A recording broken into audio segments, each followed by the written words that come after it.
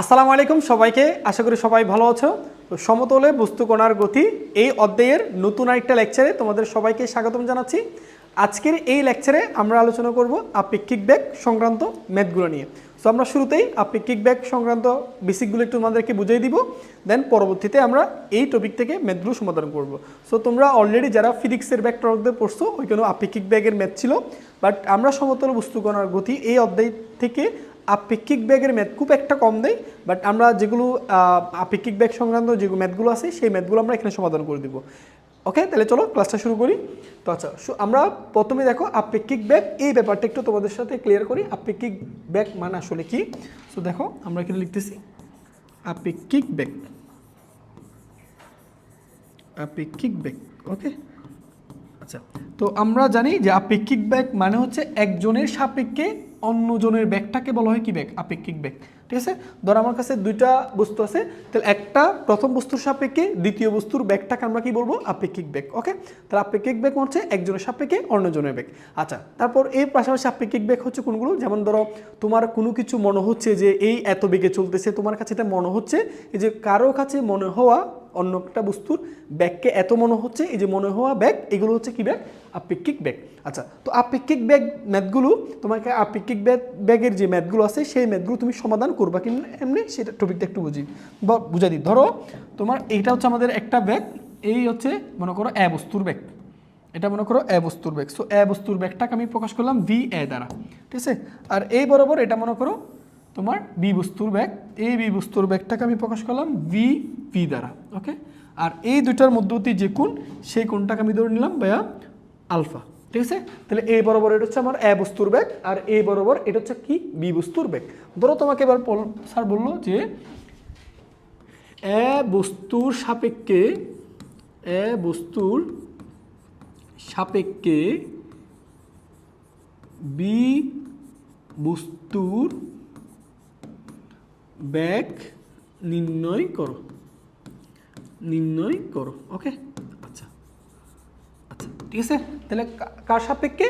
এ বস্তুর সাপেক্ষে কার বেগ? বি বস্তুর বেগ। তাহলে দেখো তো এই বি বস্তুর বেগটাকে নির্ণয় করতে বলা হচ্ছে কার সাপেক্ষে? এ বস্তুর সাপেক্ষে। তাহলে এটা বি বস্তুর আপেক্ষিক বেগ বোঝাবে। যেমন দেখো এক্ষেত্রে আমরা ধরেছি এ বস্তুর যে প্রকৃত বেগ সেটা হচ্ছে ভি এ, আর বি বস্তুর যে প্রকৃত বেগ সেটা হচ্ছে ভি ভি। এগুলো হচ্ছে তাদের নিজস্ব বেগ। এখন আমাকে বলছে কি? এ বস্তুর সাপেক্ষে কার বেগ?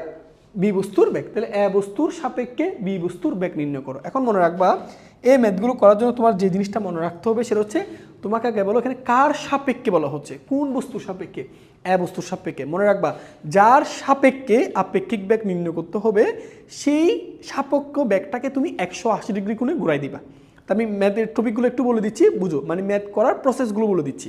তো যার সাপেক্ষে আপেক্ষিক বেগ নির্ণয় করতে দিবে, তোমার প্রথম কাজ হচ্ছে ওই বস্তুর বেগটাকে তোমাকে 180 ডিগ্রি কোণে ঘুরাইতে হবে। আচ্ছা, আমাকে কার সাপেক্ষে বস্তু বলো তো? এ বস্তুর সাপেক্ষে। তাহলে আমি এ বস্তুর যে ব্যাগ সেই ব্যাগটাকে এখানে আমরা 180 ডিগ্রি কোণে ঘুরাই দিব। এই যে এটাকে 180 ডিগ্রি কোণে ঘুরাই দিব। ওকে, এই যে 180 ডিগ্রি কোণে ঘুরাবো। ঠিক আছে, এই যে 180 ডিগ্রি কোণে ঘুরাইলাম, এটা 180 ডিগ্রি কোণে গেলাম। ঠিক আছে, তাহলে এখন ইচ্ছে হচ্ছে আমার ভি এ বস্তুর বেগ। তাহলে যার সাপেক্ষে সেটাকে কত ডিগ্রি রোটেশন ঘোরাবে? 180 ডিগ্রি রোটেশন ঘোরাবে। ঘোরানোর পর এরপর হচ্ছে এই যে তুমি 180 ডিগ্রি কোণে ঘুরাইছো না, ঘোরানোর পর এবার এ বস্তুর বেগ এবং বি বস্তুর বেগের লব্ধি নির্ণয় করবা। তাহলে যার সাপেক্ষে বলবে সেই বস্তুর বেগটাকে 180 ডিগ্রি কোণে ঘুরাইতে হবে। ঘোরানোর পর এবার অপর যে বস্তুটা আছে তার বেগের সাথে এই বেগের লব্ধি নির্ণয় করতে হবে। সো তুমি যে লব্ধির মানটা পাবা, লব্ধির মানটা পাবা, সেটাই মূলত এ বস্তুর সাপেক্ষে বি বস্তুর আপেক্ষিক বেগ বোঝাবে। ঠিক আছে, তাহলে আমাকে এখানে বলা হচ্ছে এ বস্তুর সাপেক্ষে বি বস্তুর আপেক্ষিক বেগ নির্ণয় করো। তাহলে কার সাপেক্ষে বলতেছে বলো? এ বস্তুর সাপেক্ষে। তাহলে এ বস্তুর ব্যাগটাকে কত ডিগ্রি রোটেশন করবে? 180 ডিগ্রি রোটেশন করার পর তারপর এই এ বস্তুর বেগের সাথে বি বস্তুর যে বেগ আছে এই দুজন বেগের লব্ধি নির্ণয় করবা। সেই লব্ধিটাই মূলত এ বস্তুর সাপেক্ষে বি বস্তুর বেগ বোঝাবে। ঠিক আছে, তাহলে আসো, তাহলে এই দুটার লব্ধি যখন বের করবা তুমি অবশ্যই এই কোণটা বলতে পারো যে এই কোণটা তাহলে কত ডিগ্রি হবে বলো? পুরো কোণটা কত?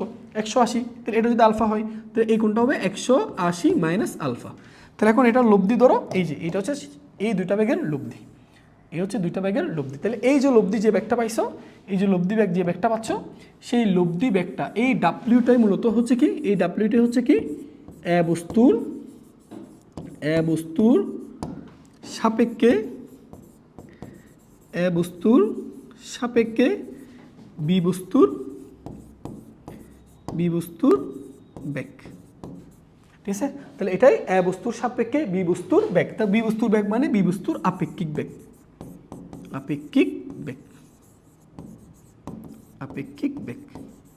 বুঝা গেছে? তাহলে আপেক্ষিক বেগের ম্যাথগুলো কীভাবে করবো বুঝতে পারছো? তাহলে প্রথম কথা হচ্ছে কার সাপেক্ষে বলতেছি সেটা আগে তুমি যাচাই করবা। তাহলে প্রসেসগুলো ভাই আবার বলে দিচ্ছি, শুনো।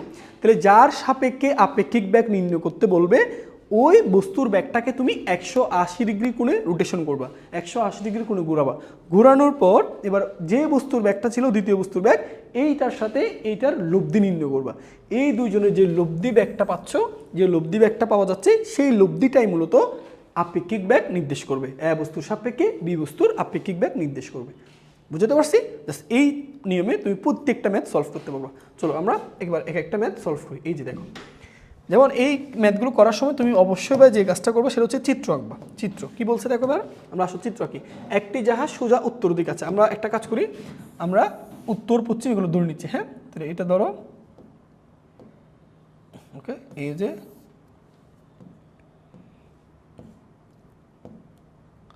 ঠিক আছে। আচ্ছা, তাহলে আমরা ধরে নিচ্ছি এটা মনে করো পশ্চিম, এটা ধরে নিচ্ছি পশ্চিম, এটা ধরে নিচ্ছি পূর্ব, আর এটা ধরে নিচ্ছি ভাই উত্তর, আর এইদিকে ধরে নিচ্ছি দক্ষিণ, এদিকে ধরে নিচ্ছি দক্ষিণ। ওকে, আচ্ছা এবার আসো, এবার আমরা সুন্দর করে চিত্রটা লিখি। কি বলতেছে দেখি বুঝো। দেখো, একটি জাহাজ সোজা উত্তর দিকে 40 কিলোমিটার/আওয়ার বেগে চলতেছে। তাহলে এটা হচ্ছে প্রথম জাহাজ। হ্যাঁ, সোজা কোন দিকে যাচ্ছে? উত্তর দিকে। এই যে সোজা উত্তর দিকে যাচ্ছে, এই যে। তাহলে এটা হচ্ছে প্রথম জাহাজের বেগ। তাহলে প্রথম জাহাজের বেগটাকে আমরা ধরে নিচ্ছি v1। তাহলে v1 এর মান কত বলছে? 40 কিলোমিটার/আওয়ার। ওকে, আচ্ছা পরের প্রশ্নটা বলবো। দেখো, অপর একটি জাহাজ, দ্বিতীয় যে জাহাজ সেটা সোজা পশ্চিম দিকে এত কিলোমিটার বেগে যাচ্ছে। তাহলে আসো, দ্বিতীয় যে জাহাজ সেটা সোজা কোথায় যাচ্ছে বলো তো? পশ্চিম দিকে যাচ্ছে, তাহলে দ্বিতীয় জাহাজের যে বেগ সেটাকে আমি v2 দ্বারা প্রকাশ করলাম। সেই v2 মান হচ্ছে কত? 30 কিলোমিটার/আওয়ার। ক্লিয়ার? আচ্ছা, তাহলে কি বলছি এবার দেখো, প্রথম জাহাজের আরোহীর সাপেক্ষে, তাহলে প্রথম জাহাজের আরোহীর সাপেক্ষে দ্বিতীয় জাহাজের বেগের মান ও কি নির্ণয় করো? দিক নির্ণয় করো। আচ্ছা, প্রথম কথা হচ্ছে যে জিনিসটা তোমার মাথায় রাখতে হবে সেটা হচ্ছে, বলো তো এখানে আমি অন্য কালার নিই। দেখো, প্রথমত হচ্ছে কার সাপেক্ষে বলছি এটা বুঝো। প্রথম জাহাজের আরোহীর সাপেক্ষে কার বেগ? দ্বিতীয় জাহাজের বেগের মান। তার মানে একজনের সাপেক্ষে অন্যজনের বেগ বলতে কি? আপেক্ষিক বেগ বোঝাই, তাই না? তার মানে এটা আপেক্ষিক বেগের ম্যাথ। সো আপেক্ষিক বেগের ম্যাথ কীভাবে সলভ করতে হয়?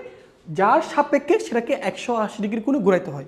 কার সাপেক্ষে? প্রথম জাহাজের আরোহীর সাপেক্ষে। তার মানে প্রথম জাহাজের ব্যাগটাকে 180 ডিগ্রি কোণে ঘুরাইতে হবে। তাহলে আসো, এই ব্যাগটাকে আমরা 180 ডিগ্রি কোণে রোটেশন করি। এই যে আমরা দিক থেকে এটাকে 180 ডিগ্রি ঘুরে ফেলব। এই যে দেখো, এই যে, ঠিক আছে, এই যে।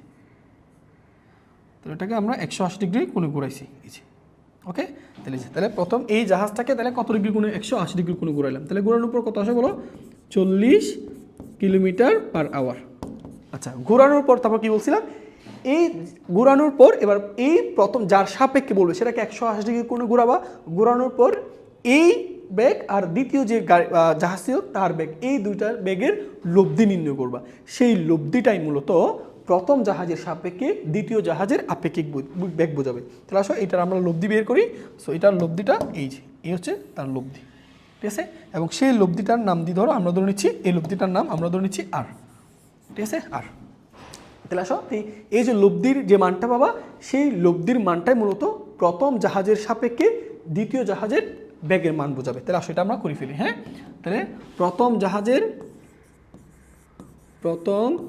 জাহাজের সাপেক্ষে দ্বিতীয় জাহাজের বেগ। তাহলে দ্বিতীয় জাহাজের ব্যাগটা হচ্ছে এই লব্ধি ব্যাগটা, ঠিক আছে। তাহলে লব্ধি ব্যাগের মানটা বের করো। কীভাবে করবো? রুট ওভার, বলো এই দুইটা ব্যাগ, এটা হচ্ছে কত? 40 স্কোয়ার প্লাস ওইটাও কত বলো? 30 স্কোয়ার। তাহলে দুইটা ব্যাগের বর্গ স্কোয়ার করলা। কেন? কারণ এই দুইটা ব্যাগ পরস্পর কত কোণে থাকতেছে? সমকোণে। তাহলে সমকোণে থাকলে এখানে আলফার মান কত ডিগ্রি হয়? 90 ডিগ্রি। এর জন্য v1 v2 into cos alpha যে অপশনটা ছিল ওটা বাদ গেছে। তো এখান থেকে আর এর মান কত? আর এর মান নির্ণয় করো। আমরা দেখি root over 40 square plus 30 square. তাহলে এখান থেকে আর এর মান আসে 50 কিলোমিটার পার আওয়ার। তাহলে প্রথম জাহাজের আরোহীর সাপেক্ষে দ্বিতীয় জাহাজের বেগের মান মনে হবে 50 কিলোমিটার পার আওয়ার। তাহলে দেখো প্রথম জাহাজের যাত্রীর নিকট মনে হচ্ছে দ্বিতীয় জাহাজটা 50 কিলোমিটার পার আওয়ার বেগে চলছে, এটা হচ্ছে মনে হওয়া বেগ। তাহলে মনে হওয়া বেগগুলো হচ্ছে মূলত কি বেগ? আপেক্ষিক বেগ। কিন্তু দ্বিতীয় জাহাজটা প্রকৃত বেগে কত বেগে চলতেছে? 30 কিলোমিটার পার আওয়ার, কিন্তু ওর কাছে মনে হবে বেশি বেগে চলতেছে। ক্লিয়ার? আচ্ছা, এবার কি বলছে দেখো তো, দ্বিতীয় জাহাজের বেগের মান ও দিক নির্ণয় করা। আচ্ছা, দিক নির্ণয় করতে বলছে এখন। অর্থাৎ এই যে প্রথম যে জাহাজ, দেখো তুমি একটু স্বাভাবিক ব্যাপার তুমি চিন্তা করো, দেখো তো এই জিনিসটা তোমাকে জিনিসটা একটু ফিল করো। মনে করো একটা জাহাজ এদিকে যাচ্ছে, আরেকটা জাহাজ এদিকে যাচ্ছে। এখন এদিকে যে যাচ্ছে ওর কাছে কি মনে হবে না এই জাহাজটা তার থেকে দূরে সরে যাচ্ছে? দেখো এদিকে যে যাচ্ছে তার কাছে যদি মনে হয়, তার কাছে মনে হবে কি এই জাহাজটা তার থেকে দূরে সরে যাচ্ছে। অর্থাৎ তখন সে এই জাহাজটা সোজা যেতে না দেখে একটু পিছনের দিকে চলে যেতে দেখবে। অর্থাৎ সে মূলত এই যে আর ব্যাগ, যে আর ভেক্টরটা দেখতেছো এই দিকে জাহাজটাকে চলতে দেখবে। তাহলে এখন এই দিকটা নির্ণয় করতে হচ্ছে, লব্ধির দিক। তো লব্ধির মানটা আপেক্ষিক বেগ, দিকটা নির্ণয় করবা। সো দিকটা তুমি চাইলে পশ্চিম দিকের সাথেও ধরতে পারো, চাইলে দক্ষিণ দিকের সাথেও ধরতে পারো, তোমার ইচ্ছে। তো আমি এখানে তোমার পশ্চিম দিকের সাথে ধরতেছি। হ্যাঁ, তাহলে ধরে নিচ্ছি পশ্চিম দিকের সাথে কোনটা হচ্ছে কত? টিটা। তাহলে আসলে এখান থেকে তাহলে ট্যান টিটার ফর্মুলা দিয়ে অ্যাপ্লাই করো। ট্যান টিটা ইকুয়াল যার সাথে কোন সে নিচে একা, কার সাথে কোন? V2 সাথে। তাহলে যার সাথে কোন নেই সে উপরও থাকবে নিচে থাকবে। কে থাকবে? V1। তারপর ট্যান মানে কি? Sine by cos. এবার সাইন কসের পর দুইটা ভেক্টরের মধ্যবর্তী কোণ বসবে কত? 90 ডিগ্রি। এটাও 90 ডিগ্রি। সো এখান থেকে দেখো ট্যান টিটা ইকুয়াল যেটা দাঁড়ায় সাইন 90 ডিগ্রি মান 1। সো এখানে V1 এর মান 40, এখানে এটা 0, V2 মান হচ্ছে কত? 30। তাহলে এখান থেকে টিটা ইকুয়াল টু কত লেখা যাবে? Tan inverse 4/3। So tan inverse 4/3 মান কত আমরা একটু দেখি। সো দেখো শিফট ট্যান ইনভার্স 4/3। তো এটার মান আসতেছে তোমার 53.13 ডিগ্রি। তাহলে তুমি কি লিখবা? প্রথম জাহাজের আরোহী দেখবে দ্বিতীয় জাহাজটা পশ্চিম দিকের সাথে কত ডিগ্রি কোণ করে? 53.13 ডিগ্রি কোণ করে কোন দিকে যাচ্ছে? দক্ষিণ দিকে যাচ্ছে। বুঝতে পারছো? এটা সুন্দর করে লিখে দিবা। তাহলে প্রথম জাহাজের সাপেক্ষে দ্বিতীয় জাহাজের ব্যাগটাকে মনে হবে 50 কিলোমিটার পার আওয়ার। আর প্রথম জাহাজের যাত্রীরা দেখবে দ্বিতীয় জাহাজটি পশ্চিম দিকের সাথে 53.13 ডিগ্রি কোণ করে কোন দিকে যাচ্ছে? দক্ষিণ দিকে যাচ্ছে। ঠিক আছে? তাহলে আপেক্ষিক ব্যাগ সংক্রান্ত ম্যাথগুলো আশা করি পারবা। তাহলে আপেক্ষিক ব্যাগের ম্যাথগুলো কীভাবে করবা? যার সাপেক্ষে আপেক্ষিক ব্যাগ নির্ণয় করতে বলবে সেই ব্যাগটাকে 180 ডিগ্রি কোনো ঘোরাবা, ঘোরানোর পর অপর ব্যাগের সাথে লব্ধি নির্ণয় করবা। সো যে লব্ধির মানটা পাওয়া যায় সেটাই মূলত আপেক্ষিক ব্যাগ। ওকে, তাহলে আসো এরপর আমরা দেখি। আচ্ছা, তোমাদের দেখবা ফিজিক্সের ছাতা বৃষ্টির অঙ্কগুলো আছে। সো আমি এখানে আর করাচ্ছি না, তো এগুলো খুবই সহজ, এই নিয়মে করা যায়। আচ্ছা, তো দেখো এবার আসো এই অঙ্কগুলো দেখো। এই অঙ্কটা ভালো করে খেয়াল করবো ভাইয়া, ঠিক আছে? আসো এখানে আমরা কি বলতেছি, একটি স্টিমার ঘন্টায় ইউ কিলোমিটার বেগে পূর্ব দিকে অগ্রসর হচ্ছে। আচ্ছা, ইউ কিলোমিটার বেগে পূর্ব দিকে অগ্রসর হচ্ছে। অপর একটি জাহাজ ঘন্টায় 2 ইউ কিলোমিটার বেগে পূর্ব দিকের সাথে থিটা ডিগ্রি কোণ করে, আচ্ছা পূর্ব দিকের উত্তরে থিটা ডিগ্রি কোণে অগ্রসর হওয়ার সময় প্রথম স্টিমারের একজন যাত্রীর নিকট মনে হয় স্টিমারটি, এই যে মনে হয় দেখছো, স্টিমারটি উত্তর পূর্ব দিকে যাচ্ছে। প্রমাণ করো যে থিটার মান এটা। আচ্ছা চলো আমরা এই যে কথাগুলো বলছে না এগুলো এবার তোমাকে চিত্র দিয়ে বুঝাই। ধরো আমরা আগে উত্তর পশ্চিমগুলো অবশ্যই লিখতে হবে। দেখো কোডিং না ভাইয়া, এটা একটু খেয়াল করো, সহজ লাগবে।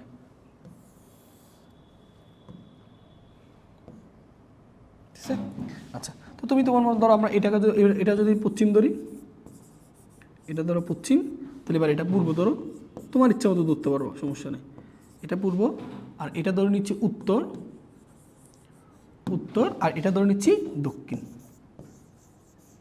ঠিক আছে? এবার প্রশ্ন পরে পরে উত্তর করবা। দেখো মুখস্থ করার দরকার নেই, তুমি প্রশ্ন বুঝে বুঝে উত্তর করবা। কি বলছে দেখো, একটি স্টিমার, তাহলে প্রথম স্টিমার ঘন্টায় ইউ কিলোমিটার বেগে পূর্ব দিকে অগ্রসর হচ্ছে। আচ্ছা, তাহলে একটা স্টিমার ইউ কিলোমিটার বেগে পূর্ব দিকে অগ্রসর হচ্ছে, যে পূর্ব দিকে যাচ্ছে, সেই পূর্ব দিকে যাচ্ছে কত কিলোমিটার বেগে? ইউ কিলোমিটার বেগে। ওকে, এবার আসো অপর একটি স্টিমার, দ্বিতীয় যে এটা তাহলে প্রথম স্টিমার, হ্যাঁ, অপর একটি স্টিমার ঘন্টায় 2 ইউ, এখানে দেখো এই মানটা হচ্ছে 2 ইউ, হ্যাঁ দেখা যাচ্ছে না হয়তো 2 ইউ। তাহলে দ্বিতীয় যে স্টিমার সেটা ঘন্টায় কত? 2u কিলোমিটার বেগে পূর্ব দিকের সাথে উত্তরে থিটা ডিগ্রি কোণে অগ্রসর হচ্ছে। তার মানে এটা তার আগে বুঝো। তাহলে অপর যে স্টিমার, এই লাইনটার দ্বারা কি মিন করতেছে, অপর যে স্টিমার, দ্বিতীয় যে স্টিমার আছে সেই স্টিমারটা 2u কিলোমিটার বেগে পূর্ব দিকের সাথে থিটা ডিগ্রি কোণ করে উত্তরে যাচ্ছে। এই কথাই যে পূর্ব দিকের উত্তরে থিটা ডিগ্রি কোণে অগ্রসর হওয়ার সময়, এটা তারা বোঝাচ্ছে পূর্ব দিকের সাথে থিটা ডিগ্রি কোণ করে সে কোন দিকে যাচ্ছে, উত্তর দিকে যাচ্ছে। এই যে তাহলে এই যে দ্বিতীয় জাহাজটা আমি তাহলে লিখি, দেখো এই যে দ্বিতীয় জাহাজ, এই যে দ্বিতীয় জাহাজ, ঠিক আছে। তাহলে দ্বিতীয় জাহাজটা পূর্ব দিকের সাথে কত ডিগ্রি কোণ করে, থিটা ডিগ্রি কোণ করে কোন দিকে যাচ্ছে, উত্তর দিকে যাচ্ছে 2u বেগে। এই হচ্ছে টোটাল এইটুক পর্যন্ত চিত্র, বুঝতে পারছি। তাহলে একটা প্রথম স্টিমার ইউ কিলোমিটার বেগে সোজা পূর্ব দিকে যাচ্ছে, দ্বিতীয় যে স্টিমার ছিল সেটা 2u কিলোমিটার বেগে পূর্ব দিকের সাথে থিটা ডিগ্রি কোণ করে উত্তর দিকে যাচ্ছে। এই যে এখানে পূর্ব দিকের উত্তরে থিটা ডিগ্রি কোণ, এটা তারা বোঝাচ্ছে পূর্ব দিকের সাথে থিটা ডিগ্রি কোণ করে কোন দিকে যাচ্ছে, উত্তর দিকে যাচ্ছে। তো অগ্রসর হওয়ার সময়, যাওয়ার সময় এবার কি দেখো পরের লাইন কি বলছে, এটা তৃতীয় জাহাজটা থিটা ডিগ্রি কোণ করে উত্তর দিকে যাওয়ার সময় প্রথম স্টিমারের একজন যাত্রীর নিকট মনে হয়। তো দেখো প্রথম স্টিমারের একজন যাত্রীর নিকট মনে হয়, প্রথম স্টিমার মানে এটাকে বোঝাচ্ছে। তাহলে প্রথম স্টিমারের একজন যাত্রীর নিকট মনে হয়, তাহলে যে প্রথম স্টিমারের একজন যাত্রীর নিকট যে মনে হচ্ছে সেটা হচ্ছে কি বেগ বলো, আপেক্ষিক বেগ। মনে হওয়া ব্যাগগুলোকে কি বলছিলাম, আপেক্ষিক বেগ। তাহলে এটা কার সাপেক্ষে কার আপেক্ষিক বেগ, প্রথম স্টিমারের সাপেক্ষে দ্বিতীয় স্টিমারের আপেক্ষিক বেগ। এখন প্রশ্ন করতে পারো ভাই যে প্রথম স্টিমারের সাপেক্ষে কেন বললেন, ওই যে দেখো প্রথম স্টিমারের একজন যাত্রীর নিকট মনে হচ্ছে, তাহলে এটা প্রথম স্টিমারের সাপেক্ষে হিসাব করতে হবে। তাহলে প্রথম স্টিমারের একজন যাত্রীর নিকট মনে হয় দ্বিতীয় জাহাজটি, অর্থাৎ এই যে দ্বিতীয় জাহাজটি উত্তর পূর্ব দিকে যাচ্ছে। আচ্ছা, তো উত্তর পূর্ব দিকে মানে কি বুঝে জানো, এই উত্তর পূর্ব দিক এই কথার মানে বোঝাচ্ছে উত্তর পূর্ব দিকে ঠিক মাঝামাঝি যাচ্ছে। তাহলে আসলে সে প্রকৃতপক্ষে যাচ্ছে কোনটা, দ্বিতীয় যে স্টিমার ছিল সে প্রকৃতপক্ষে থিটা ডিগ্রি কোণ করে পূর্ব দিকের সাথে থিটা ডিগ্রি কোণ করে উত্তর দিকে যাচ্ছে। কিন্তু প্রথম স্টিমারের একজন যাত্রীর নিকট মনে হচ্ছে দ্বিতীয় যে স্টিমারটা সেটা আসলে উত্তর পূর্বের ঠিক মাঝামাঝি যাচ্ছে, উত্তর পূর্বের ঠিক মাঝামাঝি যাচ্ছে। তাহলে আসো, তাহলে যে প্রথম যাত্রীর নিকট যেটা মনে হচ্ছে না, যেটা মনে হয়েছে সেটা মূলত হচ্ছে আপেক্ষিক বেগ। এই হচ্ছে আপেক্ষিক বেগ, এইভাবে করে, হ্যাঁ এই যে এটা হচ্ছে মূলত আপেক্ষিক বেগ। তাহলে এই আপেক্ষিক বেগটাকে ভাই আমরা প্রকাশ করলাম ডাব্লিউ দ্বারা, ডাব্লিউ। তাহলে আপনি ভাই এটাকে আপেক্ষিক বেগ কেন বলতেছেন, কারণ এটা তো প্রকৃত বেগ না, এটা প্রথম স্টিমারের একজন যাত্রীর নিকট মনে হচ্ছে। তাহলে কারো কাছে মনে হওয়া যে বেগ সেগুলো মূলত আপেক্ষিক বেগ বোঝায়। তাহলে প্রথম স্টিমারের একজন যাত্রীর নিকট মনে হচ্ছে দ্বিতীয় স্টিমারটি উত্তর পূর্ব দিকে যাচ্ছে, অর্থাৎ উত্তর পূর্ব, এটা দ্বারা বোঝাচ্ছে উত্তর পূর্ব দিকের সাথে, অর্থাৎ উত্তর পূর্ব দিকের মাঝামাঝি করে যাচ্ছে। তাহলে মাঝামাঝি করে গেলে তোমরা অবশ্যই জানো এই কোণটা হচ্ছে 45 ডিগ্রি। এই যে এই কোণটা হচ্ছে ভাই 45 ডিগ্রি, এই কোণটা হচ্ছে কত ডিগ্রি, 45 ডিগ্রি। এই কোণটা হচ্ছে 45 ডিগ্রি, ঠিক আছে। এই কোণটা কত, 45 ডিগ্রি। তো আমাদেরকে প্রমাণ করো যে থিটার মান হাফ সাইন ইনভার্স 3/4, এটা প্রমাণ করতে হবে। আচ্ছা, কীভাবে করবা, তোমাদেরকে ভাইয়া বলছিলাম না, একটু আগে বলছিলাম, সেটা হচ্ছে এই হচ্ছে আমাদের প্রশ্ন অনুযায়ী এটা হচ্ছে চিত্র, আশা করি বুঝতে পারছো। এবার আসো, এটা হচ্ছে আপেক্ষিক বেগ, মনে হওয়া বেগ সেটা আপেক্ষিক বেগ, সে আপেক্ষিক বেগটা আমরা কী ধরে নিচ্ছি, ডাব্লিউ। তো তোমাদের কি বলছিলাম বলো, এই ধরনের ম্যাথগুলো সলভ করার কৌশল হচ্ছে কি, যার সাপেক্ষে সেটাকে 180 ডিগ্রি কোণে ঘোরানো, বা কার সাপেক্ষে, প্রথম স্টিমারের একজন যাত্রীর নিকট মনে হচ্ছে, তার মানে প্রথম স্টিমারের সাপেক্ষে এই আপেক্ষিক বেগটা। তাহলে তুমি যার সাপেক্ষে তাকে 180 ডিগ্রি কোণে ঘোরাইতে হবে। তাহলে আসো আমরা এইটাকে 180 ডিগ্রি কোণে ঘোরাই, এইটাকে 180 ডিগ্রি কোণে ঘোরাইতে হবে, ঠিক আছে। 180 ডিগ্রি কোণে ঘোরাইলাম। তাহলে ঘোরানোর পর ভাইয়া এরপর এই হচ্ছে আমাদের ইউর মান। এখন তুমি এখানে এই ইউটাকে আর হিসাব করতে পারবে না, এই ইউটা ক্রস, তাহলে এই ইউটা বাদ, তাহলে ভাইয়া এই ইউটা হিসাব থেকে বাদ। কেন বাদ, কারণ এটাকে তুমি কত ডিগ্রি কোণে ঘুরাই ফেলছো, 180 ডিগ্রি কোণে ঘুরাই ফেলছো, 180 ডিগ্রি কোণে ঘুরাই ফেলছো। আচ্ছা, তো এই ম্যাথটা আমরা সলভ করবো হচ্ছে সাইন রুল দিয়ে, সাইন সূত্র দিয়ে, সাইন রুল, এই সূত্রটা দিয়ে, সাইন রুল ব্যবহার করে আমরা এটা সমাধান করব সাইন রুল। এখন আসো তোমাদেরকে ভাইয়া সাইন রুলটা আগে একটু বোঝাই, তারপর আমি ম্যাথটা সলভ করতেছি। চলো আগে আমরা তোমাদেরকে একটু সাইন রুল ব্যাপারটা ক্লিয়ার করে দিই, তারপর এই ম্যাথটা আমরা সলভ করবো। ওকে, আসো তো আমাদের এখন হচ্ছে সাইন রুল, আমরা এই ব্যাপারটা একটু বুঝি। ঠিক আছে, সাইন রুল এই ব্যাপারটা একটু বুঝি। ওকে, আচ্ছা ধরো এই হচ্ছে একটা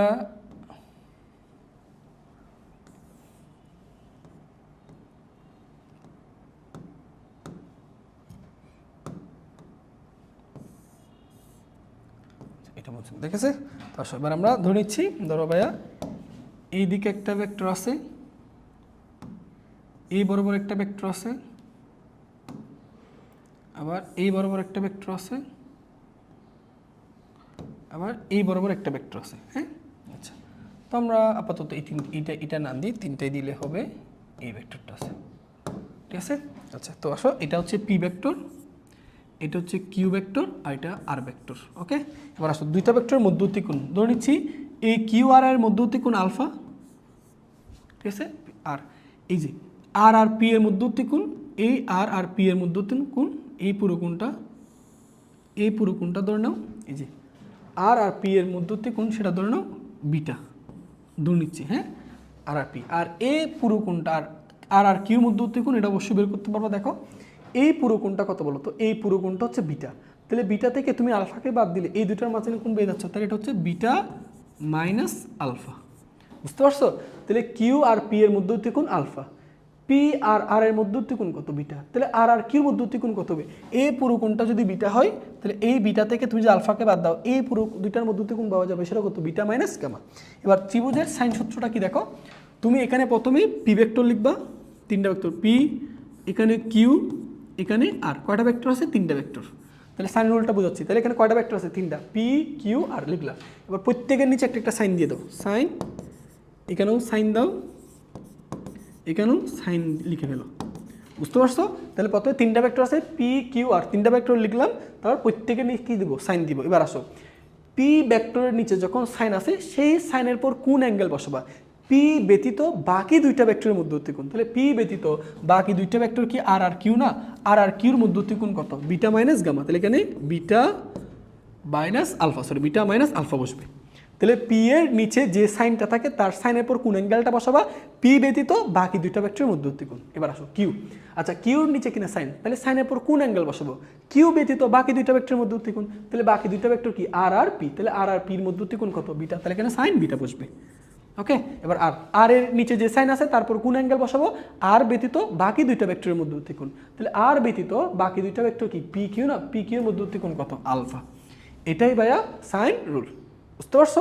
তাহলে এই সাইন রুল দিয়ে আমি চলো আমার পরবর্তী এই অঙ্কটা খুব সহজে সমাধান করতে পারবো। ঠিক আছে, আচ্ছা তো আসো সাইন রুলটা তো আমরা জানলাম। তো সাইন রুল জানার পর আমাদের যেটা সবচেয়ে ইম্পর্টেন্ট সেটা হচ্ছে, তোমরা একটু আগে দেখছো যে সাইন রুলের ক্ষেত্রে কি হয়, এখানে তোমার তিনটা হচ্ছে ভেক্টর আছে, একটা হচ্ছে ইউ, একটা টু ইউ, একটা ডাব্লিউ। এই দিকের ইউ কিন্তু চিন্তা করা যাবে না, এই দিকের ইউ চিন্তা করতে হবে। তাহলে এবার আসো বাকি প্রত্যেকটার মধ্যবর্তী কোণ বের করে ফেলি। চলো ভাইয়া বলো, এই ডাব্লিউ এইটার সাথে কত কোণ হয়েছে, টিটা, তাহলে বলতে পারবা ডাব্লিউ আর টু এর মধ্যবর্তী এই কোণটা কত হবে, বলতে পারবা এই কোণটা কত হবে, তাহলে বলো এই পুরো কোণটা কত, 45 ডিগ্রি, এই পুরো কোণটা 45 ডিগ্রি। তাহলে এটা যদি পুরোটা 45 হয়, তাহলে এটার থেকে যদি 45 থেকে টিটাটা বাদ দাও, তাহলে এই দুটার মাঝখানে কোণ পেয়ে যাচ্ছ না, তাহলে এই কোণটা কত হবে, 45 ডিগ্রি মাইনাস টিটা।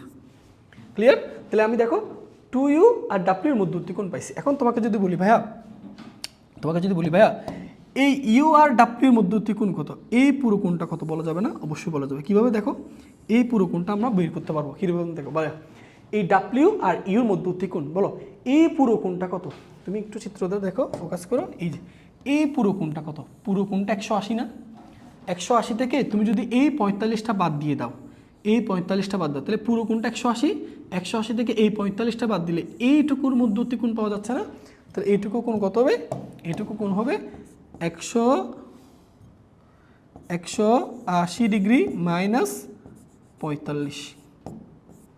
আশা করি এটা বুঝতে পারছো। ঠিক আছে, তাহলে ডাব্লিউ আর টু এর মধ্যবর্তী কোণ 45 মাইনাস টিটা, ইউ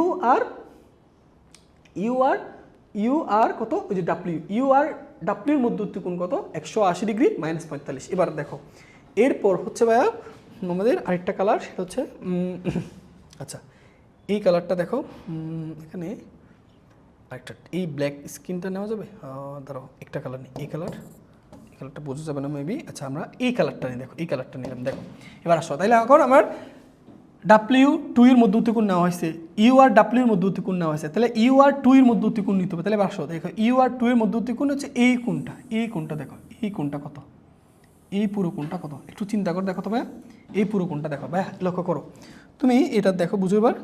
তোমাকে তুমি যদি বলি ভাইয়া এই পুরো কোণটা কত বলো তো, 180 ডিগ্রি না? এই পুরো কোণটা কত, 180। তাহলে এই পুরো কোণ 180 থেকে তুমি যদি এই কোণটা বাদ দিয়ে দাও, এই কোণটা বাদ দিয়ে দাও, তাহলে এইটুকু কোণটা পেয়ে যাচ্ছ না? তাহলে পুরো কোণটা থেকে তুমি এইটুকু কোণ বাদ দিবা, তাহলে এইটুকু কোণটা ছিল, থিটা ছিল না? তাহলে দেখো এই পুরো কোণটা হচ্ছে কত, 180। সেই পুরো কোণটা থেকে তুমি যদি এইটুকু কোণটা বাদ দিয়ে দাও, তাহলে এই দুইটা রেখার মধ্যবর্তী কোণটা পেয়ে যাচ্ছ। ঠিক আছে, তো আসো এবার আমরা সুন্দর করে এটা লিখে ফেলি। তাহলে এইটুকুর কোণ কত হতে হবে, সেটা হচ্ছে 180 মাইনাস থিটা। আশা করি প্রত্যেকটার সাথে মধ্যবর্তী কোণ তোমার হিসাব হয়ে গেছে। এবার আসো আমরা এখানে ত্রিভুজের সূত্রটা অ্যাপ্লাই করব। তাহলে আসো এখানে প্রথমটা হচ্ছে ইউ, আচ্ছা প্রথমটা ইউ, তারপরটা 2u, তারপরটা ডাব্লিউ। প্রত্যেকের নিচে সাইন দিব, এখানেও সাইন দাও, এখানেও সাইন, এখানেও সাইন, বুঝতে পারছো? আচ্ছা ইউর নিচে সাইনের পর কোন অ্যাঙ্গেল বসাবো, ইউ বাদ দিয়ে বাকি দুইটার মধ্যবর্তী কোণ। আচ্ছা তো আসো এটার দিকে তাকাও, ইউ বাদ দিয়ে বাকি দুইটা ভেক্টর বলতে কি ডাব্লিউ আর 2u বোঝাচ্ছে না? তাহলে ডাব্লিউ আর 2 এর মধ্যবর্তী কোণ কত, 45 মাইনাস থিটা। তাহলে সাইনের পর এখানে বসাই দিবা, সাইনের পর এখানে বসাই দিবা 45 মাইনাস থিটা, এই যে এখানে 45 মাইনাস থিটা। ওকে, এবার আসো 2uর পর সাইন যেটা আছে তারপর কোন অ্যাঙ্গেলটা বসাবো, 2u বাদ দিয়ে বাকি দুইটার মধ্যবর্তী কোণ। আচ্ছা 2u বাদ দাও, তাহলে 2u বাদ দিয়ে বাকি দুইটার মধ্যবর্তী কোণ বলতে ইউ আর ডাব্লিউ বোঝাচ্ছে না? তাহলে ইউ আর ডাব্লিউ এর মধ্যবর্তী কোণ কত, দেখো ইউ আর ডাব্লিউ, এই যে দেখো 2u বাদ দিয়ে ইউ আর ডাব্লিউ এর মধ্যবর্তী কোণ, দেখো ইউ আর ডাব্লিউ এর মধ্যবর্তী কোণ কত, 180 মাইনাস 45। সেখানে লিখি 180 মাইনাস 45। ওকে, এবার আসো ডাব্লিউ। তাহলে ডাব্লিউর নিচে কি করব, ডাব্লিউর নিচে সাইনের পর কোন অ্যাঙ্গেল বসাবো, ডাব্লিউ ব্যতীত বাকি দুইটা ভেক্টরের মধ্যবর্তী কোণ। বাকি দুইটা ভেক্টর কি কি বলো তো, ইউ আর 2u, এই যে ইউ আর 2u। তাহলে ইউ আর 2 এর মধ্যবর্তী কোণ কত বলো তো, 180 মাইনাস থিটা। তাহলে সাইনের পর এখানে কি বসবে, 180 মাইনাস থিটা। আশা করি এটুকু বুঝতে পারছো। এখন ভাইয়া দেখো তোমাকে যে লাইনটা প্রমাণ করতে বলছে সেই লাইনের মধ্যে দেখো তোমার কোনো ইউ ডাব্লিউ নাই। তাহলে এখন তুমি এখানে কোন দুইটা অংশ নিয়ে কাজ করলে তোমার এই প্রমাণটা পাবা? আমি অবশ্যই প্রথম দুইটা নিয়ে কাজ করবো, কারণ যাতে ইউ আর ইউ কি যেতে পারে, কেটে যেতে পারে। কিন্তু তুমি যদি এই দুটো অংশ নিয়ে কাজ করো, ইউ আর ডাব্লিউ কিন্তু থেকে যায়, কিন্তু প্রমাণ দেখো ইউ ডাব্লিউ কোনো কিছু নাই। এটা আমি প্রথম দুইটা নিয়ে কাজ করবো। তো আসো, তো প্রথম দুইটা নিয়ে কাজ করবো। সো প্রথম দুইটা নিয়ে কাজ করলে এখানে ইউ, এখানে সাইন কত 45 মাইনাস থিটা। ওকে, তাহলে এখানে দেখো 2u সাইন, আমরা জানি 180 ডিগ্রি থাকলে সাইন পরিবর্তন হয় না, সাইন সাইন থেকে যায়, সাইন এখানে 45 ডিগ্রি, ঠিক আছে, এটা থেকে যাবে। ওকে, এবার দুই পাশ থেকে ইউ বাদ দাও, তো এখানে 1 divided by sine 45 minus theta equal, এখানে ইউ বাদ গেছো, এখানে 2 থাকে, সাইন 45-এর মান, সাইন 45-এর মান হচ্ছে তোমার 1/√2। সো 1/√2, বুঝতে পারছো? ওকে, তাহলে আবার আসো আমরা এবার এই জিনিসটাকে তুলছি। তাহলে আসো এরপর, আচ্ছা তো 1/2√2 মানে কি আসলে দেখো তো, একটু খেয়াল করো এই জিনিসটাকে আমরা যদি এভাবে লিখি তাহলে দেখো, আচ্ছা তারপর তো এটাকে যদি গুণাকার 2√2 হয় না, তাহলে আমরা এটাকে ব্যস্তকরণ করে ফেলবো। আচ্ছা নাহলে তোমাদেরকে আরেকটা লাইন বোঝাই, 1 divided by sine 45 minus theta equal, তাহলে এটাকে কি লেখা যায় বলো তো, 1/√2। এটাকে যদি গুণাকারে লেখো, √2 উপরে যাবে, তাহলে 2√2 থাকে, বুঝতে পারছো? ওকে, এবার ব্যস্তকরণ করো। সো ব্যস্তকরণ করলে কী হবে, sine 45 minus theta 1 divide by 2√2 ব্যস্তকরণ করছি, ঠিক আছে। এবার দেখো আমি এখানে সাইন এ মাইনাস বি সূত্র দিতে পারবো। সূত্রটা তোমাদেরকে এখানে বোঝানোর জন্য লিখে দিচ্ছি, সাইন এ মাইনাস বি সূত্র। তাহলে সাইন এ মাইনাস বি সূত্রটা, সাইন এ কস বি প্লাস কস এ সাইন বি, এই সূত্রটা আমরা এখানে প্রয়োগ করব। তো সরি এখানে মাইনাস হবে, দুঃখিত, এখানে মাইনাস হবে।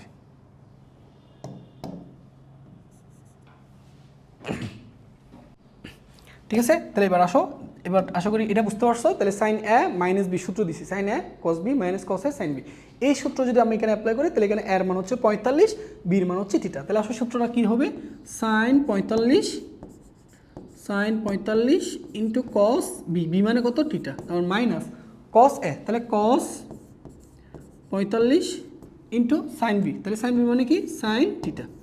ওকে, ইকুয়াল টু কত থাকে না 1/2√2।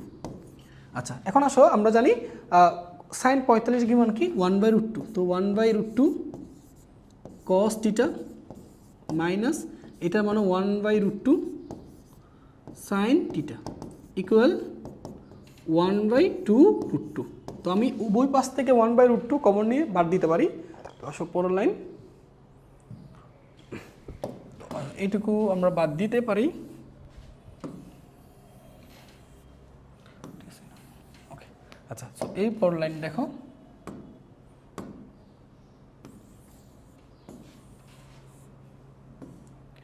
সো এবার উপপাশ থেকে 1/√2 যদি কমন নিয়ে বাদ দিই, এখানে কি থাকবে cos theta minus sine theta, এখানে থাকবে 1/2। সো উপপাকে বর্গ করো, সো বর্গ করলে cos theta minus sine theta, এখানে হোল স্কোয়ার, আর এই পাশে বর্গ করলে 1/4, পাশে লিখে দাও বর্গ করে। তাহলে এ মাইনাস বি হোল স্কোয়ার সূত্র দিব, তাহলে সূত্র দাও বলো, কস স্কোয়ার থিটা মাইনাস 2ab, তাহলে 2 sine theta into cos theta plus B square, তার মানে কী লেখা যায় sine square theta equal to 1/4। ঠিক আছে, তাহলে ভাই দেখো cos square theta plus sine square theta, এটা মানে কত লেখা যায় 1, তাহলে আমি কি লিখতে পারি না 1 মাইনাস, এবার বলো 2 sine theta into cos theta, এটা মানে কি সাইন 2 থিটার সূত্র, সাইন 2 থিটা ইকুয়াল 1/4।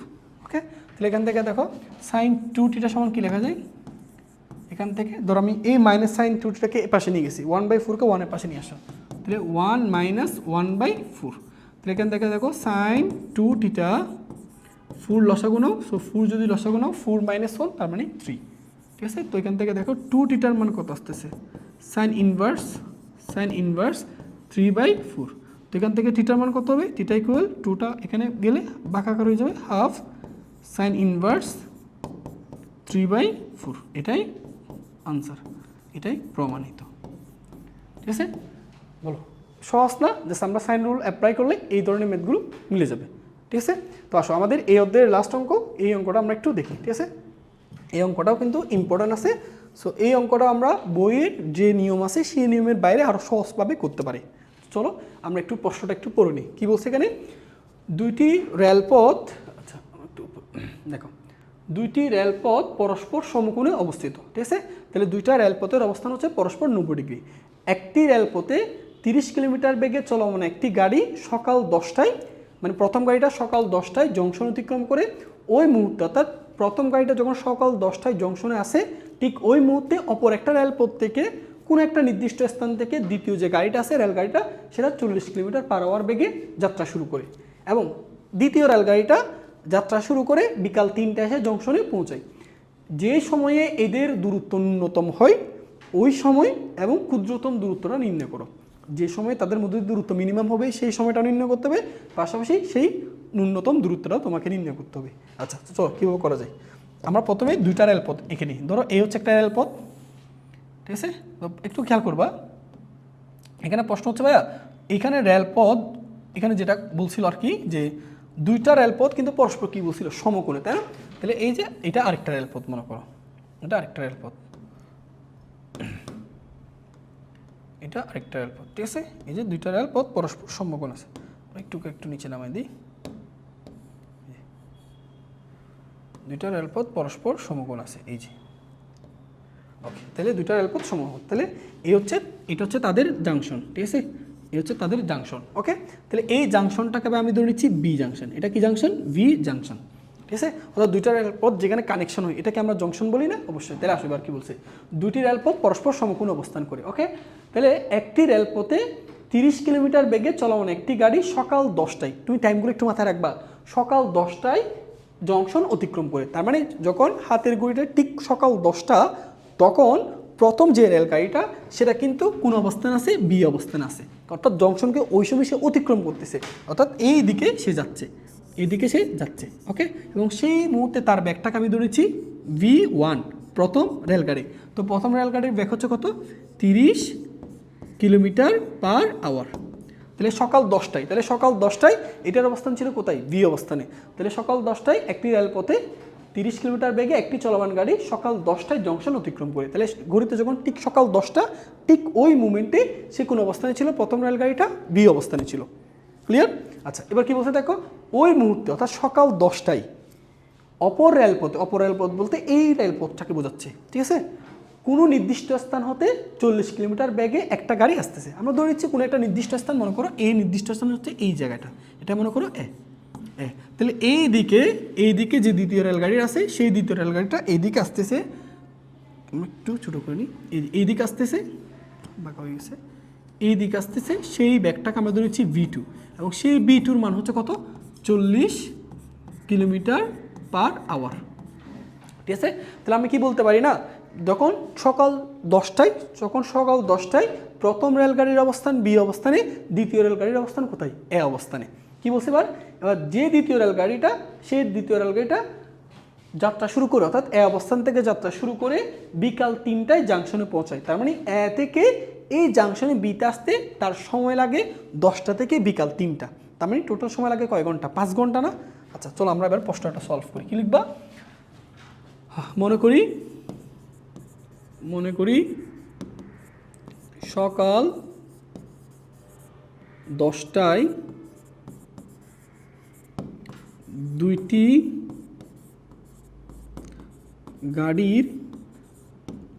গাড়ির অবস্থান যথাক্রমে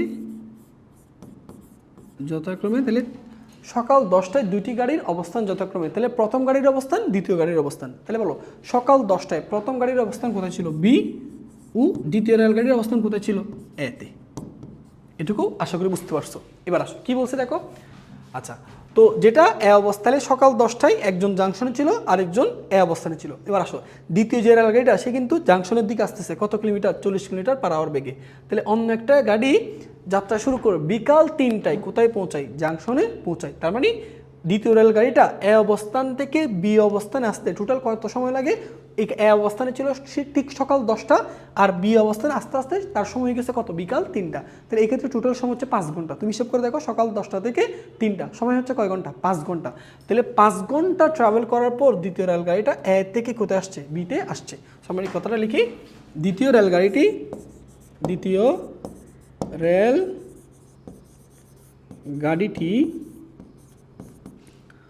5 ঘন্টায় কতটুকু দূরত্ব অতিক্রম করে, এ বি দূরত্ব অতিক্রম করে। ঠিক আছে, তাহলে দ্বিতীয় রেলগাড়িটি 5 ঘন্টায় এ বি দূরত্ব অতিক্রম করে। তাহলে এর মানকে আমি বের করতে পারবো, অবশ্যই পারবো। বলো এটা কি সমবেগে চলে না? তাহলে সমবেগের সূত্র কি বলো, দূরত্ব অতিক্রম। তাহলে সমবেগের সূত্র কি বলো, এস ইকুয়াল ভি টি। এই এস মানে কি বলো, এ বি না? তাহলে এ বি ইকুয়াল বলো, বি হচ্ছে কি দ্বিতীয় রেলগাড়ির ব্যাগ কত, 40 ইন্টু এ থেকে বিতে আসতে তার সময় লাগছে কয় ঘন্টা, 5 ঘন্টা। তাহলে এটা হচ্ছে 5। তাহলে এ বির মান কত আসতেছে, এ বির মান আসতেছে 200 কিলোমিটার। তাহলে আমরা পেয়ে গেলাম যে তাহলে এই যে এ থেকে বি এইটুকু ডিস্টেন্স, এই যে এ থেকে বি এইটুকু ডিস্টেন্স হচ্ছে কত কিলোমিটার ভাইয়া, 200 কিলোমিটার। বুঝে গেছে? এবার আসুন, তাহলে এখন বলো, এখন প্রশ্ন হচ্ছে ভাইয়া, এই যে দ্বিতীয় রেলগাড়িটা যখন এই দিকে যাত্রা শুরু করবে, প্রথম রেলগাড়ি কি আর এখানে থাকবে না? সে তো এইখান থেকে সে গতিশীল অবস্থায় ছিল। তাহলে দ্বিতীয় গাড়ি যখন সামনের দিকে যাবে, অর্থাৎ এইবার জংশনের দিকে আসবে, তখন এই বি গাড়িটা সামনের দিকে চলে যাবে। এবার বলছে যে সময়ে এদের মধ্যবর্তী দূরত্ব কি হয়, ন্যূনতম হয়, সেই সময়টা এবং ক্ষুদ্রতম দূরত্ব নির্ণয় করো। আমি ধরে নিচ্ছি সকাল 10টা, দেখো সকাল 10টা দ্বিতীয় রেলগাড়ির অবস্থান এতে, সকাল 10টায় প্রথম রেলগাড়ির অবস্থান কোথায়, বিতে। এবার সকাল 10টা হতে একটা নির্দিষ্ট সময়ের পর, একটা নির্দিষ্ট টাইম যাওয়ার পর এ অবস্থায় যে রেলগাড়িটা ছিল সে একটু সামনে যাবে, অর্থাৎ বি জাংশনের দিকে যাবে, এখান থেকেও সে একটু সামনের দিকে যাবে। তাহলে একটা নির্দিষ্ট সময় পর দেখো তাদের মধ্যবর্তী দূরত্বটা এই জায়গায় দূরত্বটা কী হবে, ন্যূনতম হবে। কারণ এরপর আস্তে আস্তে তাদের মধ্যবর্তী দূরত্ব কী হবে, বাড়তে থাকবে। তো আমরা ধরে নিচ্ছি, মনে করি, এবার লিখবা, মনে করি যে আচ্ছা এবার আসো আমি এখানে আগে পয়েন্টগুলো একটু লিখে দিচ্ছি। দেখো আমরা ধরেছি, মনে করি টি সময় পর, মনে করি টি সময় পর, অর্থাৎ যাত্রা শুরুর টি সময় পর এদের মধ্যবর্তী দূরত্ব ন্যূনতম হবে। তাহলে যাত্রা শুরুর টি সময় পর ধরে নিচ্ছি এই দ্বিতীয় রেলগাড়িটা ডি অবস্থানে আসবে, ধরো এটা ডি অবস্থানে আসলো, আর এই গাড়িটা মনে করো বি থেকে সি অবস্থানে গেল, এই যে এই অবস্থানে গেল, ঠিক আছে। তাহলে এটা হচ্ছে কত বলো, তাহলে এই এ থেকে ডিতে আসতে সময় লাগছে টি, দ্বিতীয় রেলগাড়িটা, প্রথম রেলগাড়িটা তোমার বি থেকে সিতে আসতে সময় লাগছে কত, টি। তাহলে কি লিখবা, মনে করি যাত্রা শুরুর টি সময়ে ওই সময়, আচ্ছা তাহলে মনে করি যাত্রা শুরুর টি সময় পর তাদের মধ্যবর্তী দূরত্ব ন্যূনতম হবে, এটা লিখে নিব, ঠিক আছে। মনে করি যাত্রা শুরু টি সময় পর তাদের মধ্যবর্তী দূরত্ব কত হবে, ন্যূনতম হবে। তাহলে টি সময় পর যাত্রা শুরুর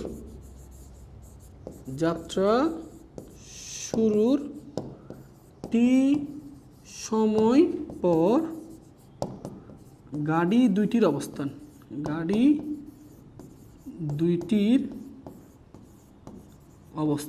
তাহলে শুনো এবার বলো, টি সময় পর, যাত্রা শুরুর টি সময় পর গাড়ি দুইটার অবস্থান কোথায়, প্রথম রেলগাড়িটা বি থেকে কোথায় আসলো, সি অবস্থানে, ও দ্বিতীয় রেলগাড়িটা এ থেকে কোন অবস্থানে, ডি অবস্থানে। তাহলে যখন সকাল 10টা বাজতেছে তখন একজনের অবস্থান বিতে, আরেকজনের অবস্থান সি এতে, আরেকজনের অবস্থান বিতে। যখন 10টার পর একটা নির্দিষ্ট সময় গেছে, অর্থাৎ সেই সময়টা আমি কী ধরেছি, টি সময়। তাহলে টি সময় পর দ্বিতীয় রেলগাড়িটা ডি অবস্থানে আসছে, প্রথম রেলগাড়িটা সি অবস্থানে গেছে। তাহলে এই যে দেখো, এই যে দূরত্ব, এই দূরত্বটাই হচ্ছে তখন ন্যূনতম হবে। এই যে তাদের মধ্যে যে দূরত্ব, সেটাই হচ্ছে, এই দূরত্বটা আমি ধরে নিচ্ছি ডি,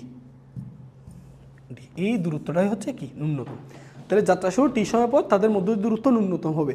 তাহলে যাত্রা শুরু টি সময় পর গাড়ি দুটির অবস্থান সি ও এ, তাহলে সি ও ডি হবে আর কি, সি ও ডি, বুঝতে পারছো। তাহলে এবার আসো, তাহলে যাত্রা শুরু টি সময় পর একজনের অবস্থান ডি অবস্থানে, আরেকজনের অবস্থান সি অবস্থানে, এবং যখন এর অবস্থান এর জায়গা ডি অবস্থানে আর প্রথম রেলগাড়ি সি অবস্থান আছে, এই জায়গায় থাকাকালীন তাদের মধ্যবর্তী দূরত্ব ন্যূনতম হবে। সেই ন্যূনতম দূরত্বটাকে আমি কী ধরে নিচ্ছি, ডি। আমাকে এখন ডি এর মানটা বের করতে হবে, ঠিক আছে। তো আশা করি বুঝতে পারছি। চলো আমরা পরের ধাপে যাই।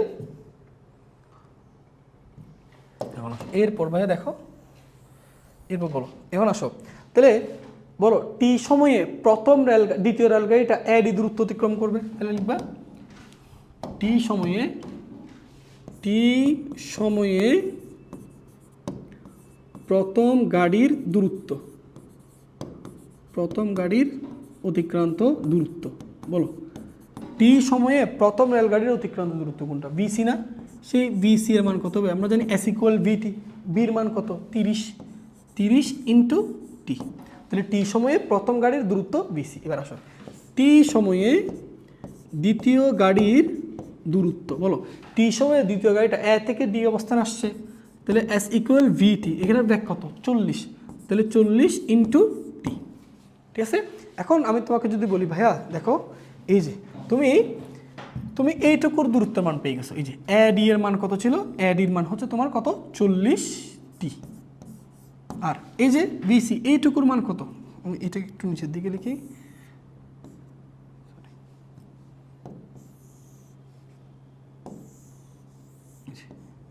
এইটুকুর মান কত ছিল, এইটুকুর মান ছিল 30 টি, বিসির মান 30 টি, আর এডির মান, সরি কেন বারবার একটা জিনিস লিখতেছি, সেটা হচ্ছে বি লিখে, এটা ডি হবে, এডি 40 টি। এখন আমাকে বলতে পারবা এই যে এইটুকু দূরত্ব কত হবে, এইটুকু দূরত্ব কত হবে, বলা যাবে। দেখো এই পুরো দূরত্বটা কত 200, এটা কত 40টি, তাহলে এটা কত হবে 200 মাইনাস 40টি হবে।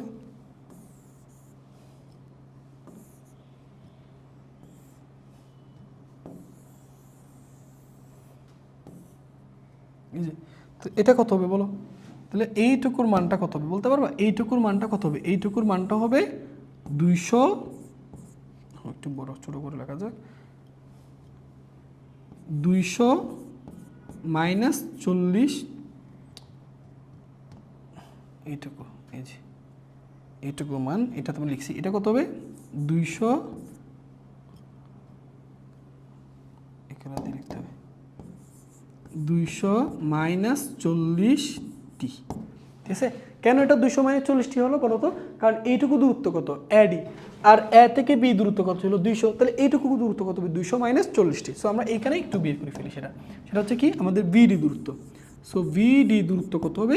বিডি দূরত্ব হবে এ বি থেকে আমি এডিকে বাদ দিলে, তো আসো ভিডি ইকুয়াল বলো এ বির মান কত ছিল 200 মাইনাস এডির মান কত ছিল বলো 40টি, এই যে। সো দেখো আমি বিডির মান পেয়ে গেছি, ঠিক আছে? এবার আসো এই ত্রিভুজ এটাকে একটা সমকোণী ত্রিভুজ না, সেটা হচ্ছে কি লিখবা ডিভিসি, একটি কি ত্রিভুজ? সমকোণী ত্রিভুজ। তাহলে বলো সমকোণী ত্রিভুজ। সমকোণী ত্রিভুজের আমরা কি করতে পারি বলো? এটা দেখো এটা অতিভুজ না, তাহলে আমরা জানি অতিভুজ স্কয়ার ইকুয়াল ভূমি স্কয়ার, তাহলে ভূমি মানে কত 30, তাহলে 30 টি স্কয়ার প্লাস এটা কত 200 মাইনাস 40টি স্কয়ার, তাহলে অতিভুজ স্কয়ার ভূমি স্কয়ার প্লাস লম্ব স্কয়ার। তাহলে এখান থেকে দেখো ডি স্কয়ারের মান কত দাঁড়ায় বলো?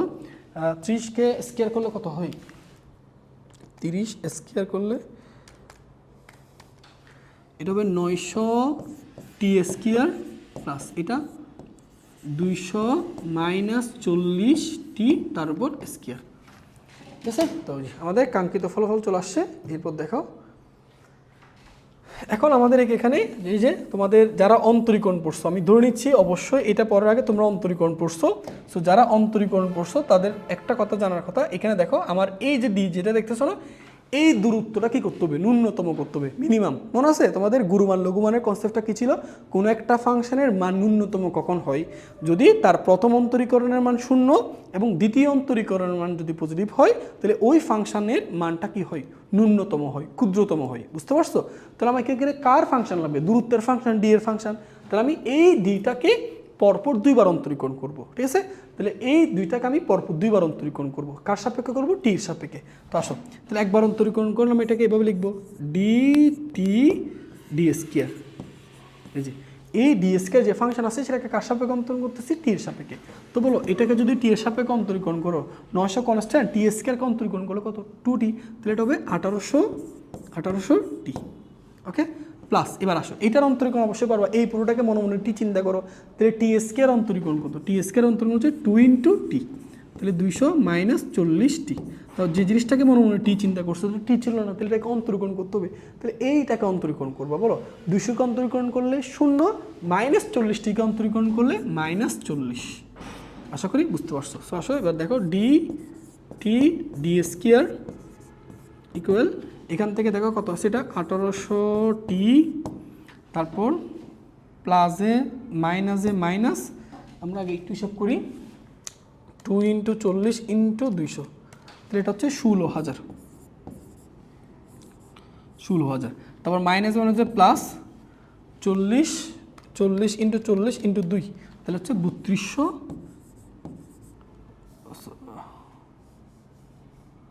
আচ্ছা এটা তো হ্যাঁ 3200টি, ঠিক আছে 3200টি, ঠিক আছে।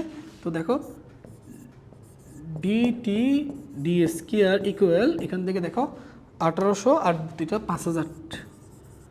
5000টি মাইনাস 16,000। ওকে, এবার আসো এটাকে একবার অন্তরীকরণ করছে, এই যে এটা হচ্ছে একবার অন্তরীকরণের মান, বুঝছো? এটা হচ্ছে ভাই তোমার একবার অন্তরীকরণের মান।